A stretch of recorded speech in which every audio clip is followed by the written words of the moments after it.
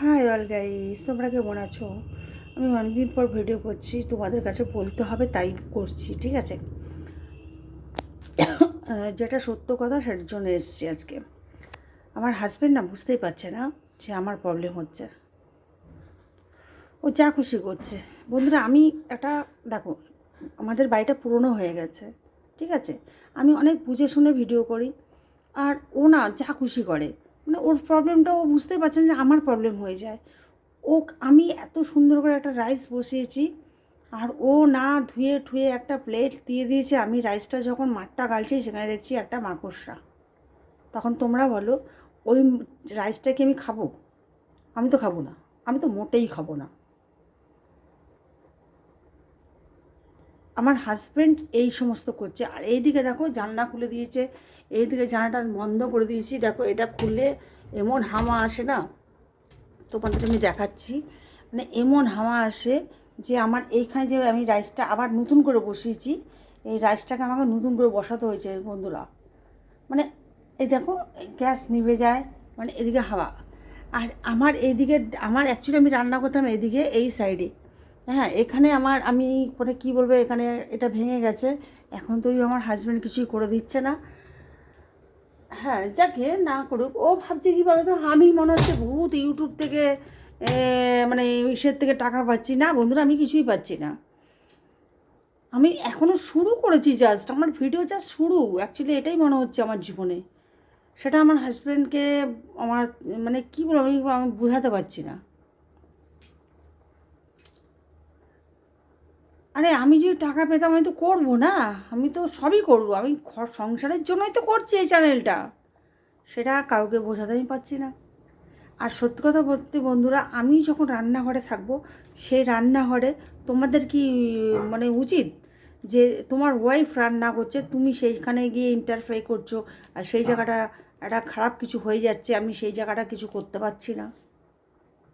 এটা কি ঠিক বলো তোমরা? আমাকে নতুন করে আবার আবার নতুন করে রাইস বসাতে হচ্ছে, নতুন করে কিছু। হ্যাঁ, প্রবলেম হতেই পারে, পুরনো বাড়ি হয়ে গেছে আমাদের, হতেই পারে। কিন্তু আমি যখন বসিয়েছি সব ঠিক, আমি তো দেখছি, আমি তো করছি। এবার ও কী করেছে, অফ করে দিয়েছে, আবার একটা নতুন ঢাকনা দিয়ে দিয়েছে। সেই ঢাকনা হয়তো ধোয়নি, সেই ঢাকনা থাকতেই পারে একটা প্রবলেম, সেটাও দেখেনি। মানে না ধুয়ে, ও তো সবসময় না ধুয়ে করে, যেটা আমার পছন্দ না। আমি ওর হাতের রান্না খাই না, সিরিয়াসলি ডিয়ার। আর সবসময় আমার এই প্রবলেমটা সহ্য করতে হয়। কেন আমি করব? ফেলে দিয়েছি বন্ধুরা, ফেলিনি, রেখে দিয়েছি ওখানটা নিচে রাইসটা। কারণ আমার ছেলেকে তো আমি খাওয়াতে পারবো না, আমি নিজেও খাবো না। আমি ভাতের মাঠটা গালতে যাব, ভাতের মাঠটা গেড়েছিও বন্ধুরা। আমি না, সত্যি কথা বলতে কি, গেড়েছি, গালার পরে দেখছি ওখানে একটা মাকড়সা উপরে। সিরিয়াসলি আমি দেখে না চমকে গেছি।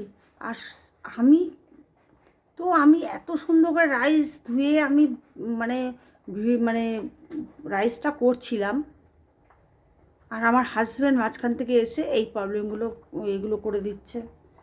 তা তোমরা বলে এগুলো কি ঠিক?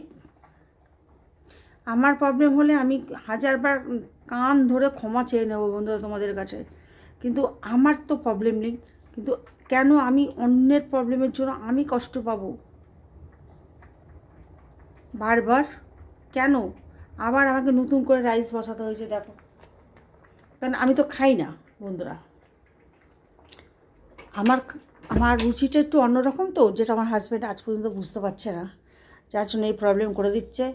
এই দেখো, এদিকে জানলা খুলে দিয়েছে, এদিকে জানলা খুলে দিয়েছে। আরে ভাই, খুলছিস কেন? এত হাওয়া চলছে, আমি তো চাইছি এইখানে রান্না করতে। এই সাইডে দেখো, আমার এখানটা রয়েছে চিমনি, আমি করতে পারছি না। মোমবাতি জ্বালিয়ে রান্না করতে হচ্ছে বন্ধুরা, বুঝতে পারছো তো? কী করব, করতে হচ্ছে, করতে হচ্ছে। কিন্তু এই কষ্টের দাম নেই, কেউ দাম দেয় না। ঈশ্বর জানে কী হবে। কিন্তু সত্য তো আমি বলবো, আমি মিথ্যা বলছি না বন্ধুরা, আমি এমন সত্য কথা বলছি। আমি মাংস ভাত খেলেও বলবো, হ্যাঁ বন্ধুরা আজকে আমি মাংস ভাত খাচ্ছি, খুব আনন্দ করে বলবো। আর আমি যখন আমার কষ্টে থাকবো সেটাও বলবো, তোমাদের শেয়ার করবো, ঠিক আছে বন্ধুরা? যেটা সত্যি প্রবলেম হচ্ছে আমি তোমাদেরকে শেয়ার করলাম। তোমাদের যদি মনে হয় যে হ্যাঁ মধুমিতা ঠিক বলেছে, তা তোমরা অবশ্যই আমার সঙ্গে থাকবে। আর কিছু আমার বলার দরকার নেই, ঠিক আছে বন্ধুরা? আর কিছু বলার দরকার নেই, এটাই সত্য। সত্য ছাড়া মিথ্যা মধুমিতা কখনো বলে না। Okay bye, good night. খুব ভালো লাগছে না, চলিয়ে রাখছি, বাই।